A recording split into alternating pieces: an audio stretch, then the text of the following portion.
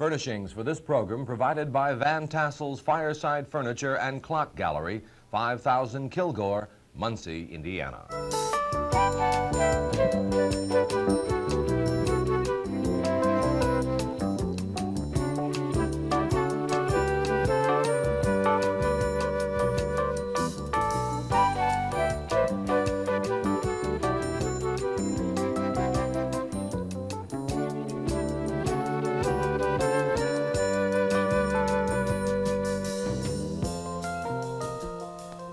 Photographs from the Stoeckel, Delaware County Archives at Ball State University's Bracken Library may be found in a new book, Muncie and Delaware County, an Illustrated Retrospective, which is coming off the press this month. Its author is Wiley Bill Spurgeon, executive editor of the Muncie Star and the Muncie Evening Press. As a member of the Center for Middletown Studies Committee, Bill has worked with archivist David Tambo in the identification of some 1,600 glass plates and negatives, which Ball State acquired with a grant from the Lilly Endowment to purchase from Roger Pelham, former Muncie photo dealer. Bill, I understand that many of these photographs in your book came from the W.A Swift collection.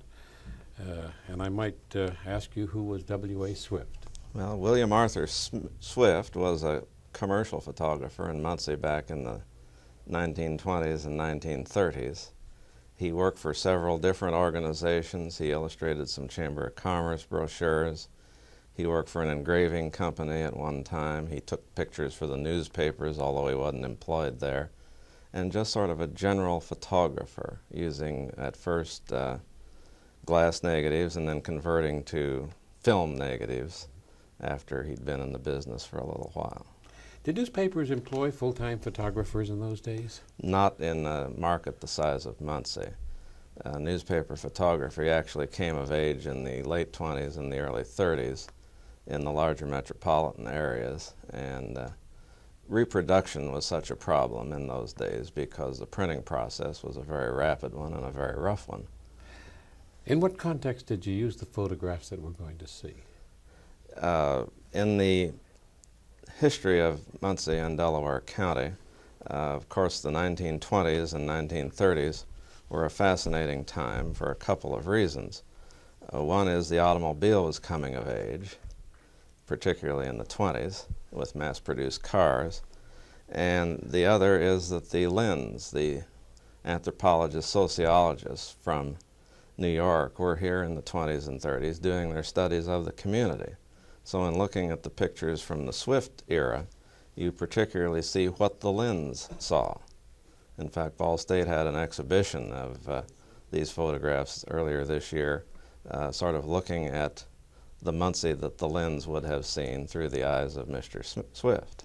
And these are glass plates and certainly very sensitive to climatic change, and we're fortunate, aren't we, in having them? Yes, and a lot of them were not in particularly good condition because storage of negatives is sort of an indefinite art, and Ball State Photo Services actually made copy negatives of these glass plates so that there is a good negative now of every glass plate negative. Bill, I'd like to show the cover of your book, and it's on the cover has a very lovely reproduction of that famous J. Otis Adams painting. This is a view of Muncie looking down Wheeling Avenue, actually from about where we're sitting now in the WIPB studios, looking at the 3rd Delaware County Courthouse looming up over White River, and of course you see a pastoral scene. There were no houses out in this part of the community at all in those days. This is taken from a painting that hangs in the Muncie Public Library, and it was painted about 1890. And that's just the way he saw it. Right. Mm-hmm. Okay, let's take a look now at some of these historical photographs that are in the book. The first one. Okay, that is what I refer to as the 1870s City Hall, which was also the fire station, and upstairs was the public library. The tower served two functions. It had the bells in it to sound the fire alarm, and it also was a place where the 50-foot lengths of fire hose were hanged to dry after a fire. It went into non-fire station use in the early part of this century, and then it was raised in the early 1920s, and the current City Hall was built on the same location. This is a horse-drawn hose wagon at one of the neighborhood fire stations.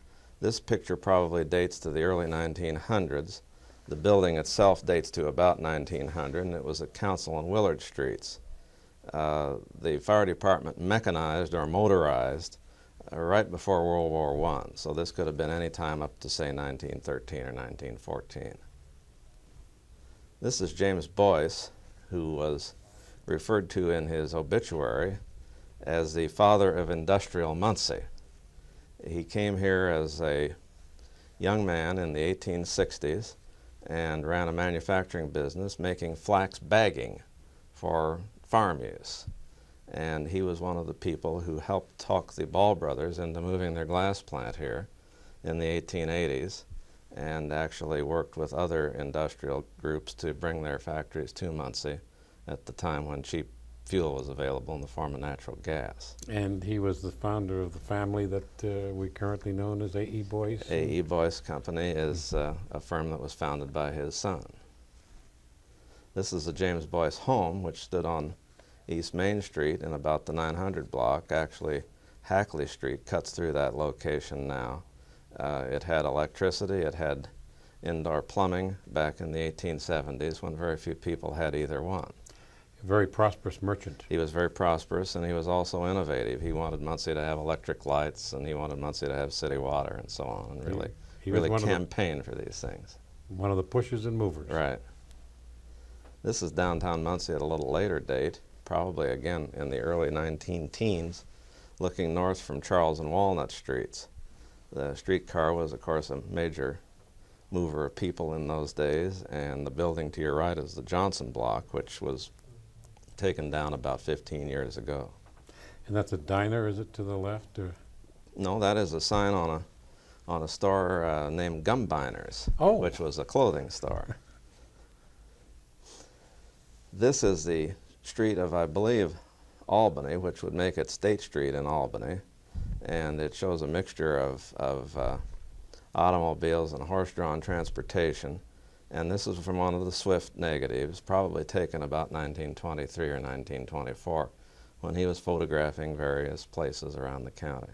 And this could be any Midwestern town of its size. There were probably 700 towns that looked just like that, with very few changes in Indiana. This is a reunion of Grand Army of the Republic veterans, the survivors of the Union armies of the Civil War, probably around 1890 or 1891 in Delaware County. There are also spouses and apparently children attending this reunion, but the older men are undoubtedly members of the GAR itself. Do you know the location, or is it difficult to identify? It's difficult to identify. It was identified in the picture, which was a borrowed picture, as Williams Hall, but the exact location of Williams Hall is something of a mystery. This is a patriotic rally in World War I, Labor Day, to raise support and money for what they called the Victory Bond campaign in those days. This was taken at the Gill Clay Pot Company, which is now gone, a firm that manufactured pottery vessels to be used in the glass industry, not small pottery, but huge pots in which glass was melted. And speaking of glass, here we have a lot of glass. This dates back to pre-World War I, when the Ball glass factory had automated, and there was a tremendous demand for canning jars. And of course the demand was seasonal, so they made canning jars the year round and had to store them. And this particular year they ran out of warehouse space, so they just stacked them in a field. And as far as the eye can see, you see glass jars. Can you imagine the work involved in stacking those glass jars? This was interesting. Is this a restaurant, an office, a lab? Well, this is a lab. This is in the Johnson building, which you saw in the picture with the streetcar. This is a dental lab, again dating the early 1920s, and I was amazed at how primitive it looked. That isn't so long ago, 60 years. There were probably some people around still practicing dentistry then. This is a law office in the early 1900s. Second-story office, probably over a storeroom downstairs. This was the White and Haymond law office, and I believe the man at the desk is one of the Haymonds and probably his secretary opposite. An interesting thing is two telephones. Muncie had two competing telephone companies for about 10 years. And all the professional people had to have both systems because you never knew when you'd get a call from somebody that only had one of the systems. And that's an interesting partner's desk they're using. Now we're in a little later era. We're now out at Ball Hospital in the 1930s. And when it was constructed in 1929, or actually opened in 29, it had all of its own laundry and cleaning facilities, and this is the ironing room in the hospital back in 1930-something. I think they called them mangles. The huge machines were called mangles. Mm-hmm. Then they used to have the home variety about that period, too. I go back almost that far. Yeah, there are such things as home mangles. I guess, I don't know what the genesis of the word is. Maybe it mangled you if you got too close. Yeah, indeed it would. Now we're at the telephone exchange. This is now when we're down to one telephone exchange in the 1920s. And this was located in a building on East Jackson Street across from City Hall upstairs. And the operators were able to sit when they were not so busy, but when business got hectic, they stood up at the switchboard, and that's what they're doing there. That must have been a very busy time of day because there isn't one sitting. There isn't a soul sitting. Of course, chief operator is standing behind the operators there to assist if a problem comes up. And the interesting thing is the number of operators. You have probably 20, 25 people in there handling calls off of maybe 20,000 telephones in Muncie in the 1920s. And this would be at a time when we had just the one service? This was one service, and by then it had been bought by the Bell system. This is Payne's Cafe, which was a popular dining spot down on East Main Street. It attracted people from all over this part of Indiana, as well as Munsonians. And it had two rooms like this. This room was on the west side, and then on the east side was a long, narrow room, which was just tables on both sides. And it did a tremendous business 7 days a week in the downtown business district. They were opened, fairly recently, weren't they, into the 40s or 50s? Payne's survived almost into the 1960s, and at that point the building was taken down, and they didn't move it anywhere else. And that was located where? In the 200 block of East Main Street. It would be right across the street from where Civic Theater now is. I was going to say a favorite eating place maybe of the news reporters downtown. It was a favorite eating place for everybody. They all got there. Here we have the five Ball brothers who came here from New York State in the 1880s to build their glass factory. And you have William in the upper right-hand corner. You have Edmund upper left. I think you have George in the middle. You have Frank, and you have Dr. Lucius Ball. Frank Ball invented the automatic glass-making machinery, which allowed them to get into mass production, and that was done after they got here. Are not our studios in Dr. Lucius Ball's home? This is the Lucius Ball home. He was the oldest of the brothers, and he helped educate and raise his four younger brothers, and then went back to medical school. He became a medical doctor late in life. He was not actively involved in the glass business, or was he? He was involved in the glass business only in a peripheral sense of being a part owner and on the board of directors, but not involved in the plant management. Here we have the Muncie Normal School, or Eastern Indiana Normal School, which you may recognize as the back of what is now the administration building at Ball State. The tennis court would be located about where the East Quad now is. Of course, the administration building then was the only building. This dates to the 1890s, during one of tennis's many popular periods. And you'll notice everybody was in white, as you should be for tennis, then or now. Indeed. And the ad building hasn't changed a great deal in those years. Not a lot. It did contain the heating plant then, which you can tell by the large smokestack, but other than that, the exterior is basically untouched. Now we're over west of Ball Hospital. You see the original hospital building straight ahead, looking from the southwest, and they are breaking ground for what was to be the Edmund Ball Medical Building, which is still there, a 4-story building which augmented the original hospital. This would have been 1937. Now we're turning the clock back into an earlier hospital, Muncie's Home Hospital, and these people are not really doing some sort of a medieval torture. What you're looking at is an early X-ray machine with the radiologist and the nurse and the patient. And the film compartment, of course, is immediately under the patient. Without the knowledge we have today of the dangers of X-ray, you can imagine how dangerous they might have been in that period. And they used X-ray for many things. They carted these machines around and just used them sort of willfully on almost anybody. An early steam engine, this goes back to the early 1920s when there were 5 railroads serving Muncie, and of course they all burned coal. Would that engine be an earlier model than 1920?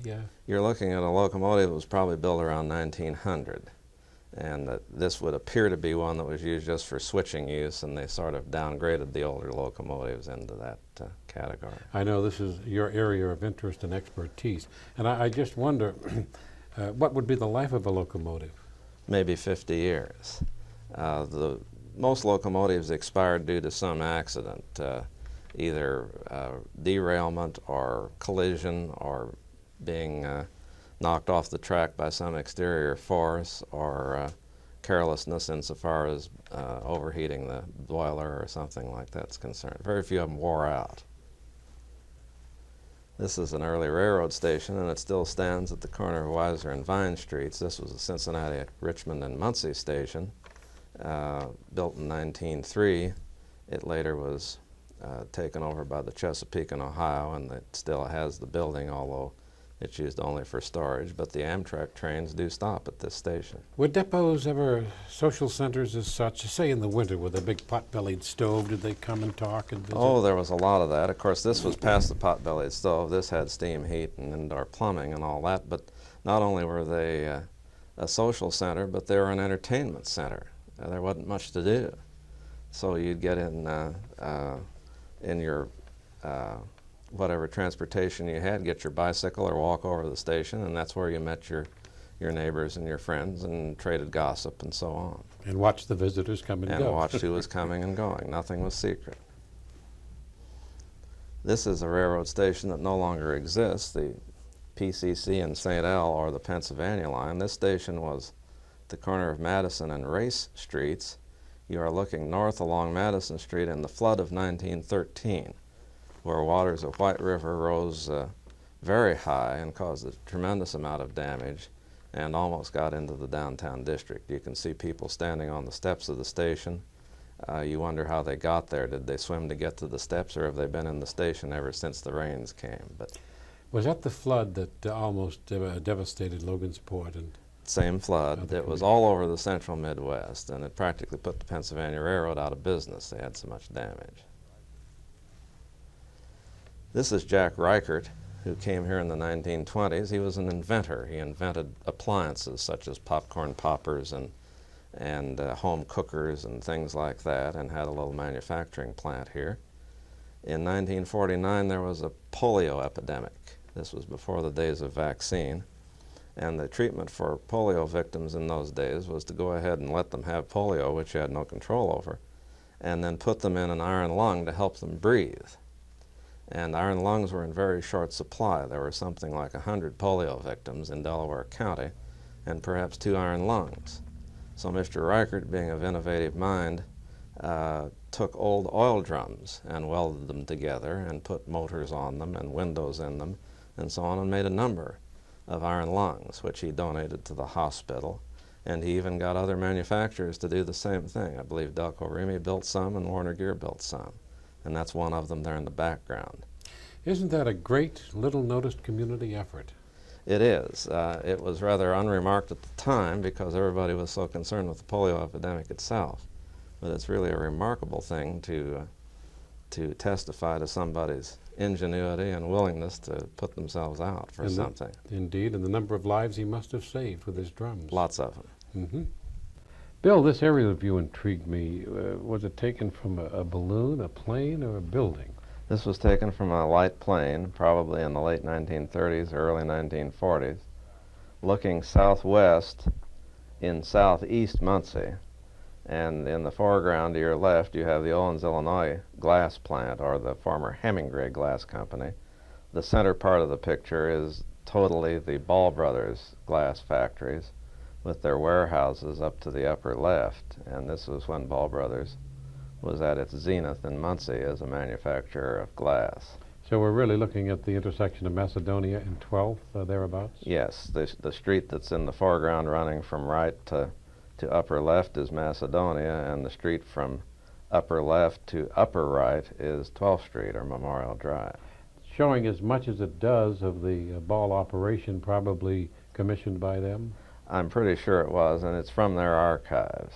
It's something that they found when they moved the archives to the uptown location. And then we have a large group of people.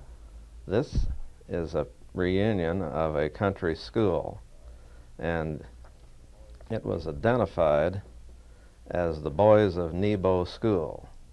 Now, there were 3 schools on Nebo Road, and we don't really know which Nebo school this was. And it came from the collection of Ed Petty, who collected a bunch of photographs 15 years or so to be used in decorating the Ball Store's department store, which he was then president and manager of. These are just a few of the photographs that we can see in your book. You have a total of how many? We used about 100 photographs, probably sorted through 3 times that many, and could have sorted through 3 times that many. And one of the problems in getting photographs for a photographic history is getting the word out, because people have photographs and don't know their historical significance. They have them in their attics, scrapbooks, garages, and basements. And I encourage people to share these photographs with one another and with people who are looking at history, and with institutions such as Ball State.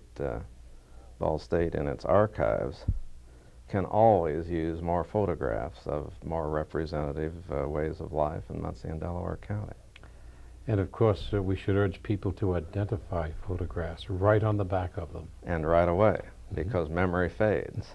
And if you look back at a photograph that you took maybe 10 or maybe 20 years ago, you're ill-serving history if you're guessing at the particular time that it was taken. And if you have to guess on a glass plate that was taken 60 years ago, it takes a lot of guessing. It takes a lot of detective work. And you get out your magnifying glass, you try to identify people, which is difficult. You try to identify landmarks that have come and gone. You identify clothing, but clothing comes and goes too. And you might be 30, 40 years off with some kinds of clothing.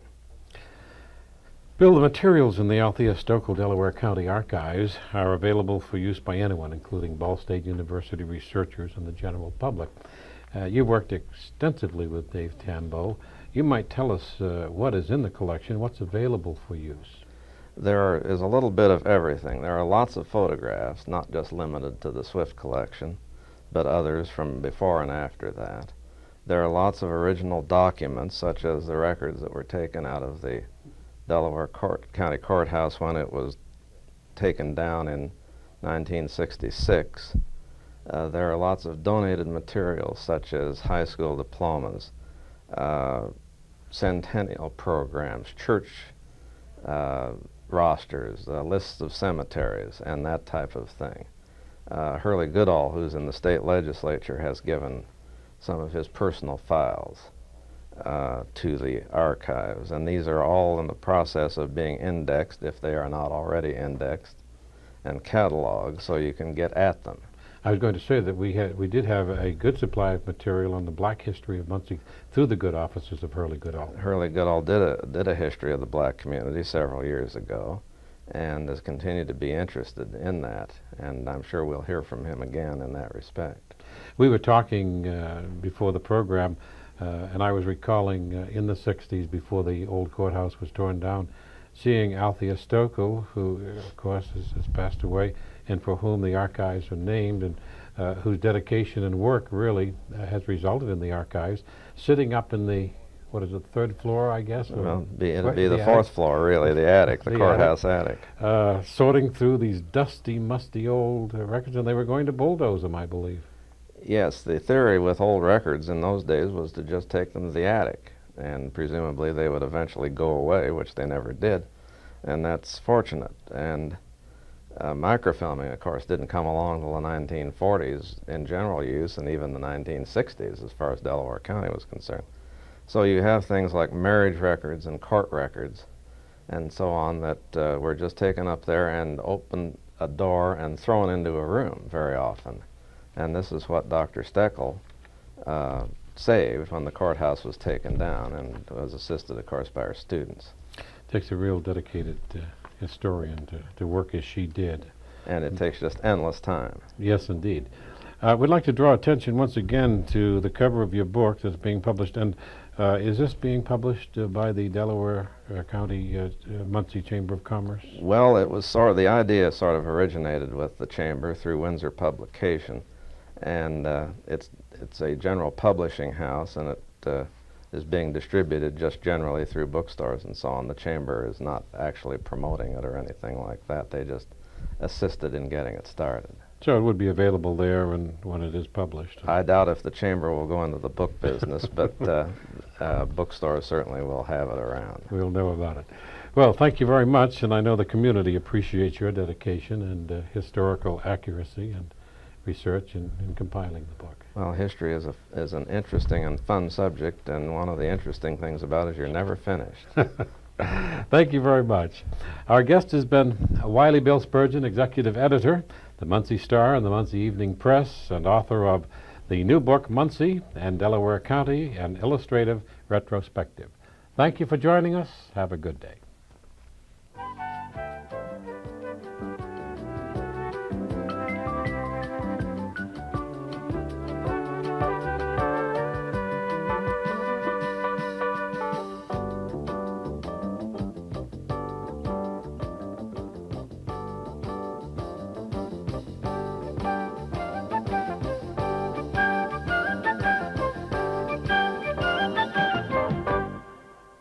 Furnishings for this program provided by Van Tassel's Fireside Furniture and Clock Gallery, 5000 Kilgore, Muncie, Indiana.